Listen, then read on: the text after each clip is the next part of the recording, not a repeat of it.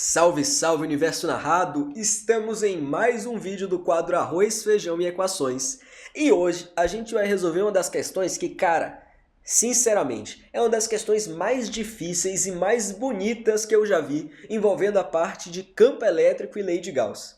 Ela envolve duas ideias que são super difíceis de você ter pela primeira vez, mas são mais ideias para você colocar na sua caixa de ferramentas. Ela envolve o seguinte: imagina um tabuleiro de xadrez.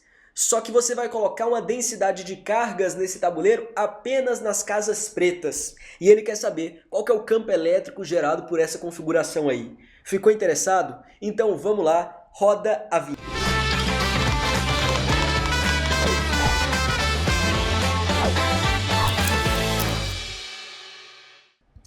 Vamos lá então, moçadinha. Olha só, questãozinha de Olimpíada. Fala o seguinte: cada casa preta de um tabuleiro de xadrez isolante de dimensões L por L, então presta atenção, aqui eu tenho altura L e comprimento L, é pintada uniformemente com a tinta que lhe confere uma densidade de carga uniforme sigma. Então em cada uma dessas casinhas pretas, né, eu vou ter uma densidade de carga sigma, enquanto cada casa branca é completamente neutra. Então eu só tenho carga onde? Nas casinhas pretas, né? Aqui eu tenho zero de densidade de carga. Beleza. Determine o campo elétrico. Olha o que ele vai te pedir, cara. Que coisa complicada. O campo elétrico em um ponto sobre o centro do tabuleiro e distante L sobre 2 dele. Como assim? Não entendeu o que ele pediu? Foi o seguinte, ó. Imagina o tabuleiro, só que no lugar de ele estar no plano do quadro, ele está assim, meio 3D, tá? Tabuleiro de dimensões L por L. Eu quero saber o campo elétrico em um ponto no centro do tabuleiro, só que L sobre 2 para cima. Então aqui, ó, quero saber o campo elétrico nessa posição aqui, exatamente nesse pontinho P. Mentira, é isso. Olha que questão complicada, às vezes você fica até sem saber por onde começar, não é verdade? Aqui a gente tem que ter algumas manhas. Primeira coisa, observe que ele te pediu o campo elétrico em um ponto muito específico, né? Que seria o ponto L sobre 2. Então isso daí já é um indício, talvez esse ponto aqui ele tenha alguma coisa de especial e realmente ele vai ter, como a gente vai ver em seguida. A outra coisa é o seguinte: esse problema, ele é um problema simétrico, mas parece que é super complicado de você resolver quando você tem várias casinhas pretas, né? Então se a gente conseguisse transformar esse problema, que é complicado, em um que também é complicado, mas que é um pouco mais simples, né? É complicado, mas um pouco menos, eu vou estar mais ou menos no caminho da resposta. Então qual que é a ideia, moçada? Essa primeira ideia aqui, ela é sensacional, eu acho ela muito legal, que é a seguinte: eu vou pegar exatamente o mesmo tabuleiro de xadrez. Então você vê, ó, eu posso superpor um ao outro. É o quê? É pai e filho aqui. Só que eu vou rotacionar ele de 90 graus. Ah, mentira. Vou rotacionar de 90 graus. Então pronto. Rotacionei esse tabuleiro de xadrez aqui de 90 graus. O que é que você nota, moçada? Que onde no primeiro tabuleiro eu tinha uma casinha branca, no segundo eu vou ter uma casinha preta. E onde no primeiro eu tinha uma casinha preta, no segundo eu vou ter uma casinha branca. De tal maneira que você consegue ver que na hora que eu somo esses dois caras, imagina que eu posso superpor eles, colocar um em cima do outro. Eu tenho exatamente um tabuleiro com as mesmas dimensões, só que no lugar de ele ter algumas casas pretas e outras casas brancas, ele é constituído inteiramente de casas pretas. Consegue enxergar isso? Na hora que eu superponho os dois tabuleiros, coloco um em cima do outro, essa é a configuração que eu vou ter. Um plano carregado finito com densidade de carga sigma. Então, peraí, talvez você ainda não saiba resolver esse problema aqui. Mas parece, a sua intuição, né, pelo menos a minha, diz que esse problema é muito mais fácil de resolver do que esses outros dois. Confere, aqui eu tenho uma simetria mais bonitinha e tal, parece que de fato esse problema ele é mais facilmente resolvível. Ah, tá. Então eu consegui reduzir esse problema difícil em esse problema que, embora também seja difícil, é um pouco mais simples. Daí qual que é a ideia, moçada? Cada um desses tabuleiros, por uma questão de simetria, ele vai contribuir lá no centrinho dele, né, naquele ponto P acima do tabuleiro, com um campo E sobre 2. Então, se eu calculo o campo elétrico gerado por essa configuração aqui de baixo, então se essa configuração aqui gera um campo elétrico E, que por simetria vai estar para cima, né, moçada? Eu sei que cada um dos tabuleiros vai gerar um campo E sobre 2. Porque eles dois somados têm que dar o campo da placa finita. Ah, beleza. Então se eu resolvo esse problema, é só eu dividir o campo que eu achar por 2 e eu vou automaticamente ter a resposta do problema com o tabuleiro. Ah, beleza. Então é mais ou menos essa a ideia. Só que esse problema aqui, resolver ele, não é uma coisa tão simples também. Vamos ver como que seria mais ou menos a ideia para resolver ele? Fazer o seguinte, ó. Eu vou pegar essa situação aqui e vou colar aqui, beleza? Vou colar aqui. Qual que seria a ideia mais genérica possível para resolver um problema desse tipo aqui? É o seguinte, eu quero saber o que é que acontece nessa distância aqui, né? Nessa distância L sobre 2. Então, como eu tenho várias cargas, a ideia é que eu posso retalhar esse plano, e pegar várias carguinhas aqui, por exemplo, pegar esse quadradinho de carga, ver o campo que ela gera e somar o campo de todo mundo, concorda?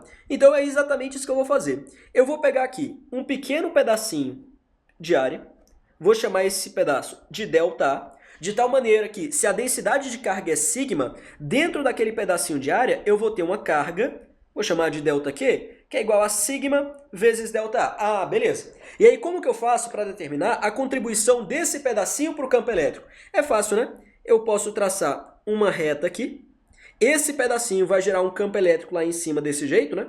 Vai gerar um campo elétrico assim, vou chamar um campo elétrico ΔE, e é fácil de calcular esse campo elétrico, né? O campo elétrico ΔE, que esse cara vai gerar, pode ser dado como sendo a constante eletrostática, que multiplica ΔQ, dividido por R ao quadrado, né? Onde R seria essa distância aqui, então dividido por R ao quadrado. Ah, beleza. E ele vai estar ali numa direção específica, né? Numa direção específica. Perceba o seguinte, moçada. Por simetria, esse campo elétrico aqui, quando eu somar todos os pedacinhos, ele tem que dar um campo vertical. Então, na hora que eu for calcular o campo elétrico total, basta eu somar cada uma das componentes ΔE, só que apenas na direção Y, que seria a direção vertical. Porque todas as horizontais elas vão se cancelar, por uma questão de simetria do problema. O campo aqui ele tem que ser na vertical. Ah, beleza.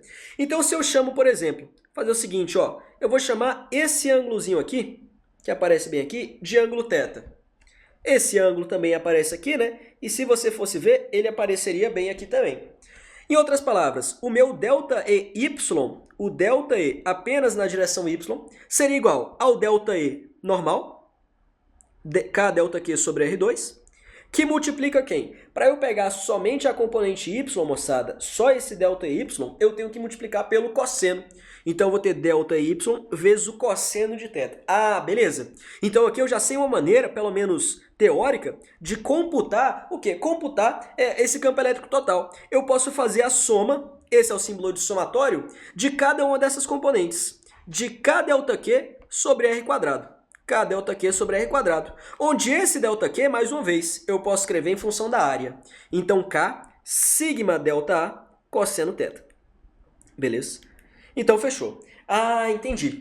Então, se eu conseguir, de alguma maneira, resolver esse somatório aqui, eu vou conseguir também responder a minha pergunta. Aí eu vou achar o campo elétrico total. Como eu argumentei anteriormente, é só pegar esse cara e dividir por 2, você acha o campo de cada tabuleiro. Ah, beleza. Só que, moçada, isso daqui, é claro, é um formalismo que eu estou usando, né? Na verdade, isso deveria ser uma integral ao longo de toda essa superfície. Então, Nescau, eu vou precisar integrar aqui para conseguir resolver esse problema? Não. Você consegue resolver esse problema sem integrar. Quer que eu te mostre como? Vou te mostrar. Olha que solução bonita. É uma solução que parece tirada do bolso, tirada da cartola, mas é uma das soluções mais bonitas que eu já vi. Tá vendo esse cara aqui? Tá vendo esse cubo? Esse cubo não, né? Tá vendo essa placa de lado L por L? E tá vendo que eu estou interessado em um pontinho bem particular aqui em L sobre 2 acima? Sabe o que é que eu vou pensar, moçada? Eu vou pensar no seguinte. Eu vou pensar que esse carinha aqui, ele na verdade é a base de um cubo. Então eu teria completando esse cubo mais ou menos essa ideia aqui, beleza? Então teria completando o cubo uma coisa mais ou menos assim, um cubo de dimensões L por L por L. E eu vou colocar, essa é a grande sacada do problema. Imagina que eu coloco lá no centro do cubo, e o centro do cubo está uma distância L sobre 2 da base, uma carguinha Q. Ah, beleza, vou colocar uma carguinha Q lá no centro da base. O que é que eu posso dizer? Pela lei de Gauss, o que é que a lei de Gauss me fala? Ah, tudo bem. A lei de Gauss ela fala que se eu calcular o fluxo total ao longo de uma superfície fechada, Então, se eu calcular o fluxo através desse cubo, eu vou ter que isso daqui é igual a carga dentro do cubo, que é simplesmente essa carguinha aqui, dividido por ε0, que é a permissividade elétrica do vácuo. Ah, beleza. Então, esse seria o fluxo magnético, o fluxo elétrico do campo elétrico ao longo de todo esse cubo. Pela lei de Gauss, eu posso escrever isso. Mas agora, moçada, esse cubo, ele é ou não é constituído de 6 faces que estão simetricamente distribuídas em relação a essa carguinha que eu coloquei na metade do caminho? Então, eu posso dizer que esse fluxo, no cubo como um todo, ele tem várias contribuições. Quantas? 1, 2, 3, 4, 5 e 6. Cada uma das faces vai dar uma contribuição, que é o fluxo na face. Portanto, eu sei o seguinte, o fluxo na face, em qualquer uma delas, vai ser igual a Q dividido por 6ε0. Ah, tá bom. Então eu achei o fluxo, por exemplo, nessa face aqui de baixo. Ah, mas eu não estou entendendo onde que você quer chegar nesse cálculo. Beleza que eu achei o fluxo. Mas olha como que o fluxo ele é calculado. Olha que coisa bonita, de verdade. O fluxo ele pode ser calculado da seguinte maneira. Tá vendo essa carguinha aqui? Ah, tô vendo ela. Essa carguinha aqui, ela vai gerar, por exemplo, aqui, nesse pedacinho ΔA, um campo elétrico desse jeito. Beleza. Vai gerar um campo elétrico desse jeito. Ah, tranquilo. Lembra como que eu calculo o fluxo do campo elétrico? Eu pego o campo e multiplico pelo ΔA vezes o cosseno desse ângulozinho θ. Concorda comigo? Ah, não, mentira. É aí que você está querendo chegar? Exatamente aí. Então, eu posso calcular o fluxo nessa face como sendo o seguinte. Eu vou pegar o valor desse campinho aqui, que é igual a KQ sobre R2, onde R seria essa distância. Vou multiplicar esse cara, que é o campo, pela área ΔA, e vou multiplicar tudo isso pelo cosseno de θ. Pelo cosseno de θ. É assim que eu calculo o fluxo ao longo de uma superfície. Ah, beleza. Então isso daqui é o fluxo, né? É o fluxo gerado por esse campinho elétrico nessa areazinha ΔA. Se eu quiser o fluxo total, o que é que eu faço? Eu somo. Então eu vou somar todo mundo. Então o fluxo total naquela face vai ser igual a esse cara que eu já achei, que é Q sobre 6ε0. Q sobre 6ε0. Ah, não. Mentira. Olha o que aparece aqui. Essa carga é constante, ela some. Esse somatório aqui, moçada, presta atenção no que aparece. O somatório de K ΔA cosseno θ dividido por R². K ΔA cosseno θ sobre R². Isso daqui é igual a nada mais, nada menos que 1 dividido por 6ε0. Mentira. Não, verdade. 1 sobre 6ε0.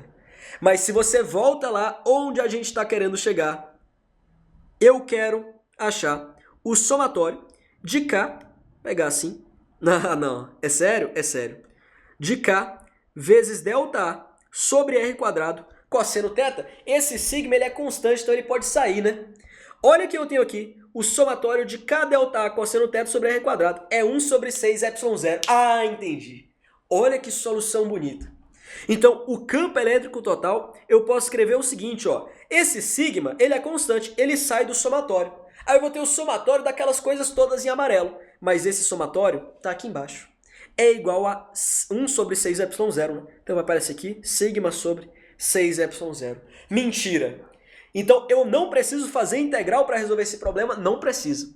Basta você usar essa ideia de simetria e lei de Gauss. Ah, tá bom. Então, esse seria o campo elétrico gerado por essa placa carregada naquele pontinho ali em cima. Um campo elétrico vertical para cima com esse módulo. Mas não é isso que eu quero.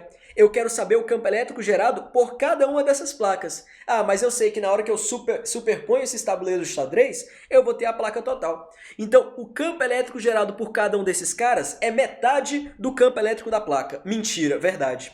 Portanto, você conclui, o campo elétrico gerado pela placa, ou melhor, pelo tabuleiro, é sigma sobre 12ε0. Mentira, verdade.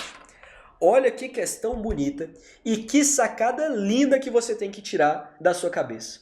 Como que eu penso isso da primeira vez? Não pensa, loucura, né? Mas é muito difícil, de fato, você pensar nessa sacada a primeira vez que está resolvendo a questão. Mas à medida que você vai ganhando traquejo ali, ganhando as manhas das questões, armazenando mais e mais informações e ferramentas na sua caixinha do físico, aí as coisas elas vão fazendo mais e mais sentido. E ideias como essa vão ficando cada vez mais naturais. Beleza? Então, moçada, essa foi a questão de hoje, uma questão lindíssima e eu espero que você compartilhe da minha opinião. Então é isso, vejo vocês no próximo quadro do Arroz, Feijão e Equações. Valeu, moçada!